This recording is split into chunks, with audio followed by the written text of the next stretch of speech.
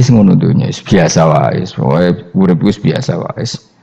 Maksudnya biasa wae, penting soleh, di hati soleh, rezeki wis minawos, wae taluk wae pangeran, ora usah sok suci, ora usah sok bener dhewe biasa wae. Dunya wis kabeh kersane napa? Pangeran. Ya sudah seperti ini. Yang soleh kaya Salabah malah akhirnya suul khotimah. Padahal dulu disebut hamamatul masjid, tukang iktikaf. Gak tahu mulai ke masjid, tapi akhirnya suul khotimah. Wahsi sing mateni kekasih Nabi, rupane mateni Hamzah ditakdir husnul khotimah. Makanya donga ya muqallibal qulub tsabbit qalbi ala dini. Kita tidak pernah tahu. Nah, kenapa kalau saya ngaji PD? Mereka aku muji pangeran, saya tidak pernah mikir awakku, tak penting awakku, penting muji pangeran. Ngaji itu artinya kan muji pangeran, muji ilmune pangeran, ya sudah selesai. Itu anakku donga itu mikir awakmu dhewe. Mulane donga mek ngaji ku derajate dhuwur ngaji. Mergo ngaji muji pangeran, nak donga mikir awake dhewe. Makanya masyhur itu ada dua kelompok di masjid, yang satu diskusi halal haram, yang satu berdoa. Nah, terus Nabi keluar dari rumah berdiri, sempat ragu, saya kemana? Terus akhirnya Nabi ngendikan mereka itu berdoa, kalau Allah mengabulkan ya disembadani. Tapi mereka belajar halal haram. Itu perintahnya Allah, saya sebagai Nabi. Terus akhirnya Nabi gabung kelompok yang belajar halal haram. Karena belajar halal haram artinya ingin menghidupkan hukumnya Allah Ta'ala. Tapi nak wong donga kepingine iku kabul kajate. Intine mikir awake dhewe. Makanya saya termasuk ulama yang jarang berdoa. Tapi ya berdoa tapi kadang-kadang. Nah kowe kan gak kontribusi ning agama ora pati ya ndonga. Oh dasar murahan. Ya tapi piye mulang ya ora payu.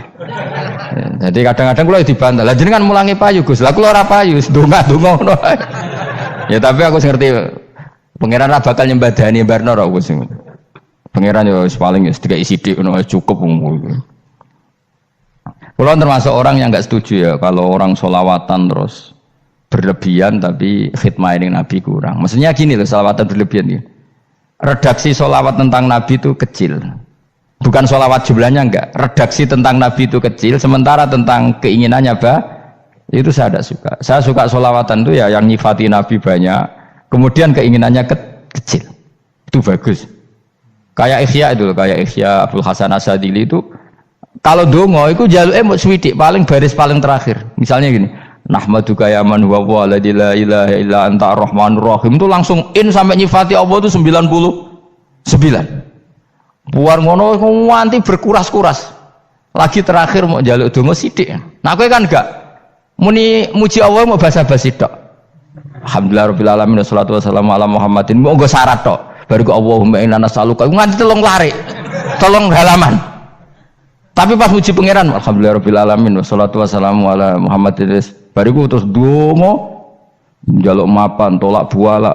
Oh, wajeng. Mana jare pangeran? Muji kekasihku suwidik dongane kecangkeman. Lah saya tuh gak suka jenis itu. Harusnya sholawatnya itu yang panjang. Maksudnya nyifati Nabi yang panjang. Baru mintanya sedikit. Itu bagus ya. Di akhlak.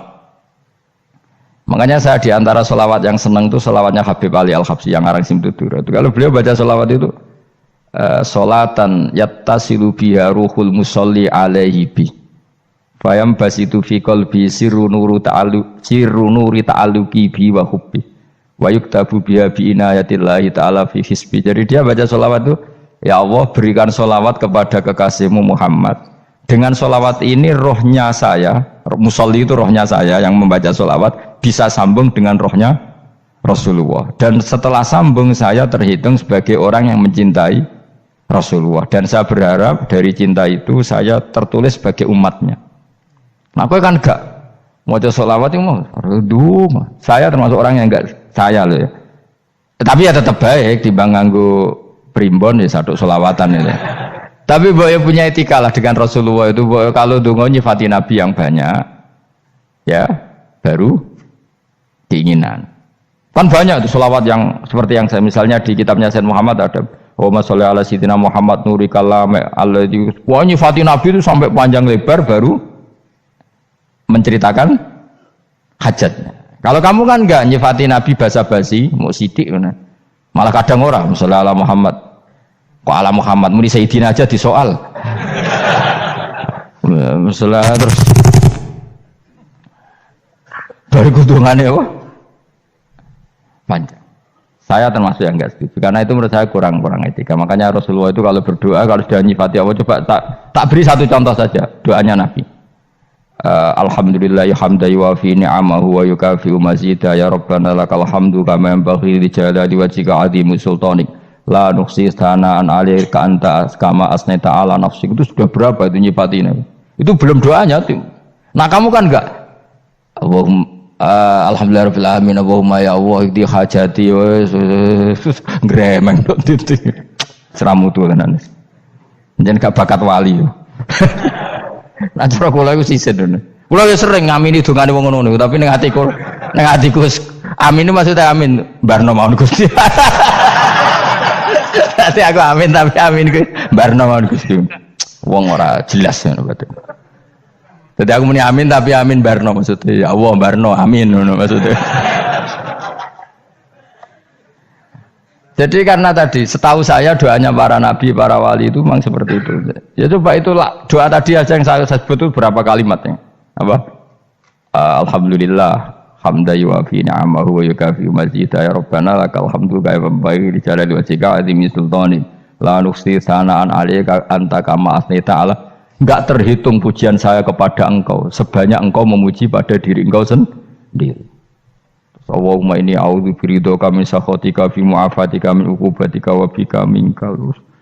Allahumma sholli bi haqqi jabarutika wa bi khawfika. Kan panjang sekali doanya wali-wali itu, tapi semuanya mensifati Allah. Bahkan banyak yang kemudian lupa enggak doa.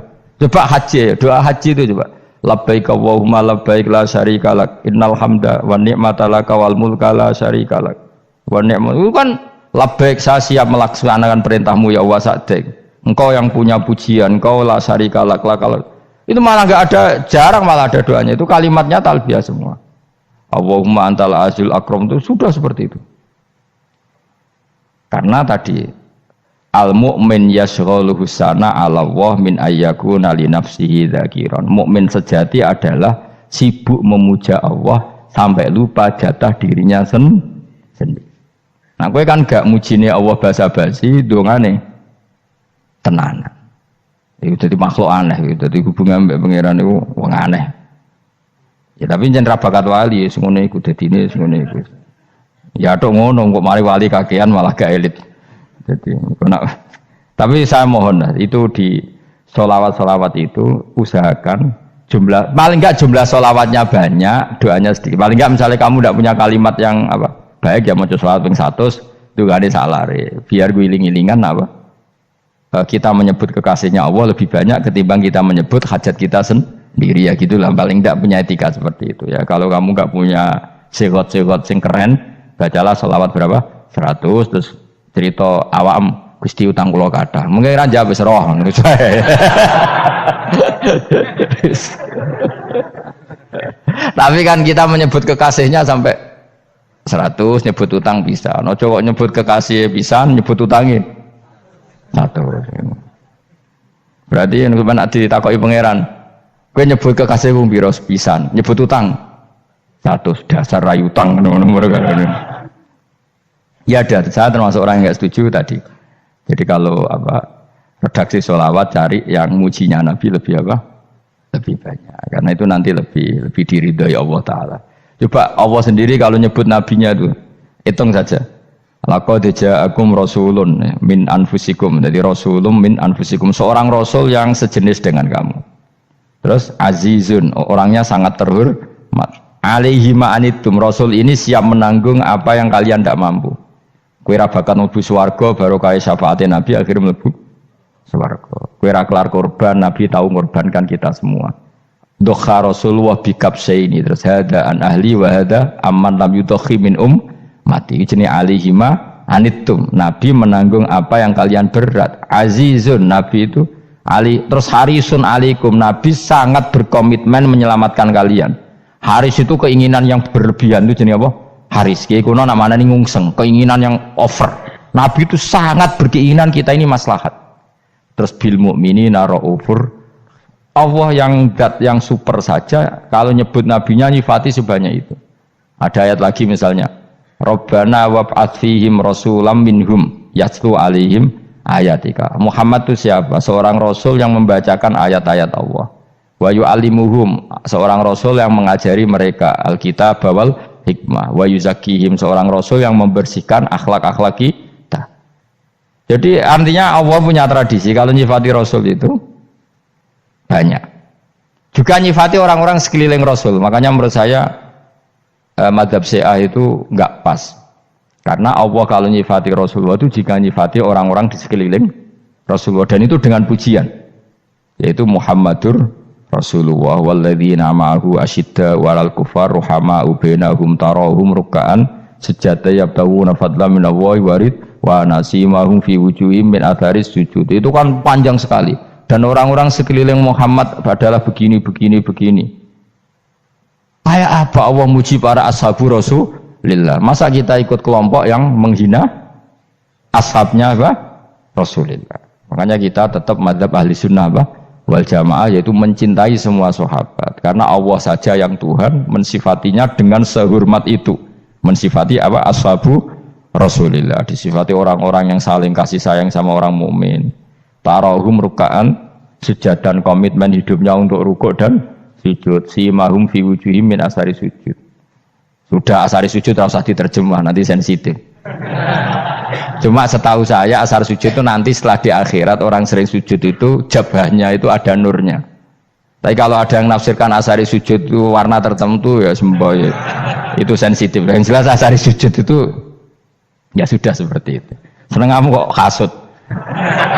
Kowe nyen provokator, nak ono apa ya? Ada hal yang begitu terus mau berlebihan. Uteke ya khisimun. Nah, kula ora ada kepentingan pokoknya ayat si mahum fi wujuhim min athari sujud, bahwa dalam jabahnya itu ada asaris sujud. Itu masyhur kan, saya terangkan ya, tapi kowe aja sensitif loh, biasa wae. Suatu saat Rasulullah itu ngendikan begini, nanti saya kata Nabi akan nyafaati kalian semua. Sahabat-sahabat tanya, ya Rasulullah dengan sekian miliar orang bagaimana kamu mengenali kita? Saya ulang lagi, suatu saat saya nanti akan nyafaati kalian karena saya kenal kalian. Maksudnya di akhirat. Ya apa? Di akhirat. Terus sahabat tanya, ya Rasulullah bagaimana engkau mengenali kita sementara nanti di akhirat bermiliar-miliar orang gitu. Terus Nabi ngendikan gini, jika kamu punya unta dengan tanda tertentu, saya ulang lagi, jika kamu punya unta punya tanda tertentu, dalam jidatnya ada begini, dalam tangannya ada gini, dalam kakinya ada gini, maka apa kamu bisa membedakan untamu dengan unta orang lain? Ya bisa ya Rasulullah, karena unta kita khas. Misalnya kaki depannya ada putihnya, kaki belakangnya ada putihnya, dalam baduknya ada putihnya. Kata Nabi, inna ummati yut'auna yaumal qiyamati hurran muhajjalin min asaril wudu. Nanti umatku nanti wajahnya juga bersinar, tangan kakinya juga bersinar. Jadi asar itu saya pastikan secara riwayat itu akhirat, maksudnya tentang akhirat. Tapi bahwa yang di dunia ada yang memulai asar itu nggih monggo mawon. Loh itu bagus kan, artinya ekspresi percepatan. Enggak apa-apa loh, daripada kok kowe ra jelas ini gitu. Maksudnya ya orang ngetok kowe pancen jarang sujud tenan. Wis ora usah sensitif, tapi yang jelas ya nanti. Ya soben kiamat ruang samu. Nanti hisab itu nanti kalau hitung hanya sekitar 3 jam. Hisabnya sak dunia itu hanya sekitar, karena malaikat itu tidak kesulitan sama sekali. Tak warai ya. Ini enggak akan salah saya dalam hal ini karena riwayatnya sahihah. Kenapa hisab itu hanya butuh rubu'un nahar, 1/4 dari siang enggak? Anggap saja siang itu 6 jam atau 12 jam, itu aja terserah. Kalau 12 paruhnya kan 6 ya. Seperti 1/4-nya berarti 3. Itu gini. Jadi nanti di mahsyar itu kan yauma tabyaddu wujuh wa taswaddu wujuh. Yaudah yang kafir itu gelap, hilang. Wajahnya, tubuhnya semuanya gelap. Yang mukmin itu semuanya terang. Jadi sudah yang tabyaddu wujuh wa taswaddu wujuh otomatis terus nyingkap. Terus pergerakannya itu delala yang tabyaddu wujuh itu ke kanan, yang taswaddu wujuh ke kiri. Maka kamu jangan punya sinar yang kelap-kelip, nanti kena bego yang karena nggak jelas tadi. Maka kamu harus sinarnya yang sejelas-jelasnya, ghurran muhajjalin min asaril. Bila perlu nur kamu sampai menembus langit saat itu. Makanya ketika orang mukmin sudah nurnya ada di muka, ada di tangan, masih ngendikan Rabbana atmim lana nurona, karena takut masih kena bigo tadi. Karena kalau hanya wudhu tok, sikil tok kan, bayangkan di miliaran orang kan bisa agak kelihatan. Tapi kalau nurnya sampai nembus langit kan, itu siapa kok nurnya sampai, kan malaikat langsung tahu. Makanya hafal Quran, alim kan insya Allah nurnya itu. Sama zaman itu masih berdoa, Rabbana atmim lana, sempurnakan nur kami. Karena nanti identifikasi malaikat berdasar tadi, kalau ada nur berarti diletakkan ashabal yamin, kalau nggak ada nur ashabal shimal. Nah malaikat yang dibawa bigo itu kira-kira detail nggak? Dugaan saya kalau kelap-kelip pasti kena simal. Wah ini partai kiri, mesti kan. Pemenang yang wudhunya mau dulet sirah tok sidik. Karena anak mazhab Syafi'i. Sebetulnya meskipun tuh sebaiknya kalau basuh sirah itu kabeh ben ora kelip mana aneh pepesan terus dulat-dulet tok. Iku soben ya itu. Kelip. Ya sudah ya. Setelah itu kata ngendikane pangeran yu'raful mujrimuna bisimahum fayukhadu bin nawasi wal aqdam. Orang-orang pendosa kelihatan maka diletakkan di kiri. Nah sama yang orang-orang baik simahum fi wujuhim min asari. Jadi ayat itu jelas tentang akhirat. Tapi kira usah terus provokasi. Seneng kamu kok ya khisimun. Maksudnya provokator. Jadi nanti yang mukmin jelas nurnya. Lah nur ini nanti dengan kadar iman kamu, perilaku kamu. Ada yang kelap-kelip, ada yang. Nah yang kelap-kelip ini orang kena bigo itu tadi. Nanti setelah kena bigo ikut ashabis simal, yang kelap-kelip disortir lagi malaikat yang bagian detail kan ada nanti. Nah ini terus ditubir neraka, yang kafir bener-bener neraka, yang ini ditubir neraka. Nah, itu nanti ini yang ngel-ngelok Kanjeng Nabi digoleki ya ini itu. Mana sakit Kanjeng Nabi, mana ono kiai soleh darani, nah iso soleh dhewe sakit Nabi mergo terus goleki endi umatku sing kelep-kelip terus dicari disyafaati. Ya imma langsung dituruti Allah wa imma diubasik ning neraka. Ya terserah rencanamu piye kon aku kowe. Tapi yang jelas apa? Kiamat itu cepat sekali karena tadi ada identifikasi tadi. Makanya hanya cukup 3 jam karena tadi yang jelek kelihatan jelek, yang baik kelihatan baik. Makanya cepat. Ya araful mujrimuna bisimahum, orang pendosa dikenali lewat alamatnya yaitu taswaddu apa? Wujuh. Kalau orang baik dikenali lewat tabyadu wujuh. Nah, terus setelah nyingkir, ini ngono tak warai kiamat. Setelah nyingkir itu faduri babenahum bisuril lahu bab. Setelah tersingkir tadi terus lalu ada pintu penghalang, pintu pemisah. Nah pintu pemisah tadi yang sisi kanan langsung jadi surga, yang sisi kiri jadi neraka. Itu disebut faduri babenahum bisuril lahu bab batinu fi rahmatu wa dhahiruhu min qibalihil adzab. Yang pintu arah kanan otomatis wilayah surga, yang pintu kiri otomatis wilayah neraka. Nah problemnya ketika penutupan pintu itu dah yang kelap-kelip itu katut kemana ini yang makanya kamu jangan malok partai yang apa kelap-kelip yang nggak jelas itu koalisi kemana ya? Kalau partai besar kan iso nyalon presiden, partai kecil ini kan ikut mana ini kan sing sak ngisore 1%, 2% ini kan repot. Loh, coba misalnya nur kamu 2%, berarti gelap kamu kan 98%. Kira-kira malaikat mengkategorikan kemana coba? Ayo jawab. Gelap. Loh kok ada semangat Pak? Padahal itu bagian dari kamu. Kalau satu tubuh itu sinarnya hanya 2%, kira-kira kategorinya itu partai gelap, partai terang. Kok ada semangat kok ada itu. Berarti kegaruk kemana? Kiri. Tapi bisa saja malaikat cara berpikir gini. Tapi kok ada cahayanya ya? Padahal kata Allah yang bercahaya ashabul yamin. Kan nggak ada bilang cahaya terang. Bisa saja malaikat alhamdulillah berpikir begitu. Ya nanti kita rayu saja supaya berpikir ini kan yang penting ada cahaya. Kan Allah tidak bilang terang apa kelap-kelip. Ya mungkin saja asal ada cahaya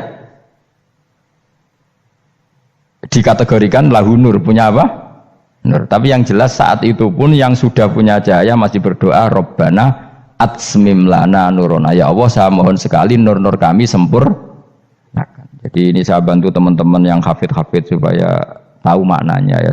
Dan yang nggak hafid ya dengar ya. Kalau nur itu penting. Makanya Nabi itu kayak apa? Nabi itu orang super. Itu kalau ngendikan Muhammad al min fauqi nuran wa min tahti nuran wa an yamini nuran wa an simali nuran, sampai terakhir Nabi masih mendoa untuk dirinya waj'alli nuran, dan semua tubuh saya jadi nur. Jadi Nabi sudah gitu kan. Ya Allah, jadikan sisi depanku nur, belakang kami nur, kanan nur, kiri nur. Terakhir itu apa? Waj'alni nuran, dan doa semoga semua tubuh saya jadi nur. Itu termasuk doa yang sering saya baca. Karena saya takut kelap-kelip tadi, ini bahaya ini kalau malaikat. Saya tidak tahu cara berpikir malaikat tadi. Apa ngitung 98% maka dikategorikan apa? Gelap. Apa dihitung nurnya saja? Wong instruksinya Allah kan yang ada nur ashabul yamin. Meskipun kelap-kelip kan punya nur. Saya tidak tahu nanti ikut 2% ikut mana kalau di partai koalisi itu. Ya, ikut yang menang biasanya, ikut yang apa? Ya paham ya, makanya saya mohon kalau wudhu itu usahakan sempurna, terutama wudhu sholat. Kalau nggak wudhu sholat itu sebaiknya nggak sempurna, supaya ada bedanya wudhu sholat sama wudhu tidak sholat. Rasulullah itu masyhur gitu ya, Rasulullah itu kadang tawaddu'a wudhu'an khafifan, wudhu yang sederhana, yaitu hanya sekali-sekali dan tidak sempurna. Ketika ditanya as-sholat ya Rasulullah, tidak. Misalnya saya habis makan mau tidur biasanya ya wudhu, tapi tentu tidak perlu sesempurna kayak wudhu sholat, biar ada bedanya. Rasulullah juga gitu, beberapa kali beliau wudhu tapi tidak sesempurna wudhunya untuk sholat. Masyhur itu di riwayat tawaddu'a wudhu'an khafifan duna wudhu'ihi lis sholat. Tapi kalau wudhu untuk sholat asbaghal wudhu, menyempurnakan wudhu. Jadi supaya ada bedanya wudhu sholat dan wudhu tidak sholat. Saya gak wong ora iso ngaji podo kabeh. Abu Bakar ya gitu. Ana wong poso sunat kok nyediakno buka, dimarahin. Istrinya pernah nyediakan buka beliau untuk puasa sunat. Itu embernya dipecahi Abu Bakar. Ditanya, kenapa gitu? Apakah kamu akan menyaingi Ramadan? Jadi gak boleh memperlakukan puasa sunat kayak Ramadan. Ya biasa saja kalau puasa sunat kok wah buka kolak apa. Ramadannya ya iri tuh, ini gimana kok saya disaingi ini. Jadi kabeh itu ada proporsinya, ada apa? Makanya megang Quran ya wudu, megang wudu. Nah, kabeh gitaran terus wudu, pengiran tersinggung. Piye kok menjegal gitar wudu? Jadi gak boleh kebaikan disaingi, itu juga gak boleh. Bapak gue sergep wudu sampai nyekel gitar. Ya, Quran tersinggung, wah semen ibu gak sembunyi kan. Malaikat panitia kan ya tersinggung. Kabeh itu kan ada proporsinya, apa? Ada proporsinya. Itu hebatnya Rasulullah. Jadi kalau beliau wudu, bahkan wudu itu wudu li sholat sama tidak sholat itu. Misalnya sholat sunat itu kamu mampu ngadeg boleh nggak duduk? Boleh. Kalau sholat fardu nggak boleh, biar ada bedanya. Fardu itu spesial, nggak boleh, harus berdiri. Kalau sunat pun harus berdiri. Fardu tersinggung, iya sunat kok nyaingi aku kan gitu kayak. Ya makanya sholat fardu wajib berdiri ya. Sholat sunat boleh duduk meskipun mampu loh ya. Nggak boleh sama. Sholat sunat pun harus berdiri. Berarti ada sunat menyaingi fardu. Ya jelas ya, jadi aturan main itu harus jelas, nggak boleh. Makanya Abu Bakar itu nggak mau kalau ada orang puasa sunat kemudian apa? Abdullah bin Mas'ud lebih parah, dia itu tukang nyuwepeng orang yang selalu sholat duha. Makanya saya itu duha itu jarang, karena takut kena sweepingnya siapa? Abdullah bin Mas'ud. Itu ada orang khusyuk tiap hari duha, diswepeng sama dia. Apakah kamu menjadikan sholat ini jadi fardu? Kok mbok lakoni bedino? Awas nampak lakoni bedino. Daerah akhir duha dilakoni bedino. Perkara ini butuh duit. Itu kalau zaman Abdul Mahmud kena sweeping apa? Karena berarti menandingi fardu. Yes, kira usah anut ilmu ku bahaya itu di sensitif. Cuma ini kan ilmu tetap tak utarakan. Biar kamu tahu, nggak boleh fardu disaingi itu nggak. Coba kan banyak ketentuannya tadi. Contoh paling gampang itu apa? Kalau sholat fardu boleh, nggak boleh apa? Duduk. Sholat sunat boleh duduk. Sholat sunat boleh di kendaraan sesuai jalannya kendaraan. Nama tawajjahat bi rohilatu. Kalau sholat fardu, kalau kamu naik unta harus turun untuk memastikan di kiblat. Jadi banyak sholat sunat kamu dalam keadaan najis sudah tidak boleh dilakukan. Kalau sholat fardu, karena saking pentingnya fardu, meskipun dalam keadaan najis ya menemukan alat sesuci harus tetap sholat. Jenenge sholat dihormatil waktu, karena nggak boleh fardu ditinggalkan. Meskipun nanti harus iadah, Karena nggak boleh mengalahkan fardu meskipun itu oleh najis. Jadi misalnya kamu pergi hanya bawa satu celana, kemudian di terminal atau apa kena najis, kena uyah sampean misalnya, kamu harus tetap wudu dan sholat. Karena nggak boleh fardu ditinggalkan. Meskipun nanti harus iyadah karena sholat kamu tidak sempurna. Dalam keadaan celana kamu najis boleh nggak sholat sunat? Oh nggak boleh. Karena kalau fardu itu darurat memang sesuatu yang harus maka dilakukan. Tapi kalau kamu dalam keadaan nggak suci, nggak boleh melakukan sholat apa? Sunat. Karena fardu itu spesial apa? Spesial. Bun kalau terus nanya. Wamtazul yauma ayyuhal mujrimun. Ya, jadi orang mujrimun harus terpisah dari orang apa? Mukmin. Dan yang keharusan itu ketika di surga. Tapi kalau di dunia ya boleh muamalah boleh. Ya muamalah yang halal maksudnya. Infaridu tegese misau sira kabeh ana mukminin sing pira-pira mukmin intakhtilatihim nalikane campure kufar utawa al mujrimin bi iklan al mukminin utawa rujuke balik boten napa maksudnya rujuke diwalik ge sami intakhtilatihim mukminin bi iklan kufar utawa kufar ning mukminin alam ahad ilaikum ya bani adam alam ahad ana ta ora merentano ingsun ilaikum maring sira kabeh amurkum tegese ana ta ora merentano ingsun kum ing sira kabeh ya bani adam ya bani adam ala lisani rusuli ing atase lisane para utusan-utusan ingsun. Bukankah saya telah merintahkan kamu wahai Bani Adam Allah ta'budu setan.